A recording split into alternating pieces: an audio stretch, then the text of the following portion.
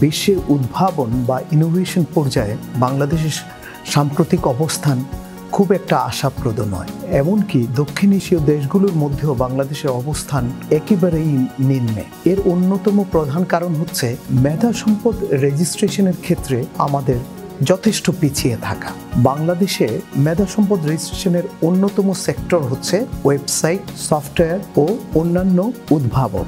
কিন্তু ডিজিটাল বাংলাদেশের বর্তমান প্রেক্ষাপটে প্রযুক্তিগত বিষয়ে দেশের যথেষ্ট উন্নতি সাধিত হলেও উদ্ভাবন কার্যক্রম এবং মেধা সম্পদ রেজিস্ট্রেশনের ক্ষেত্রে আমরা এখনো প্রত্যাশিত পর্যায়ে উপনীত হতে পারিনি। এই অবস্থার উন্নয়ন ঘটানোর লক্ষ্যে বাংলাদেশ কপিরাইট অফিস এবং meteors.com এর যৌথ উদ্যোগে 12 সপ্তাহ ব্যাপী কোডিং বুট ক্যাম্প প্রশিক্ষণের আয়োজন করা হয়েছে। এই প্রশিক্ষণের মাধ্যমে একজন দক্ষ প্রোগ্রামার হিসাবে আত্মপ্রকাশের সুযোগ থাকছে।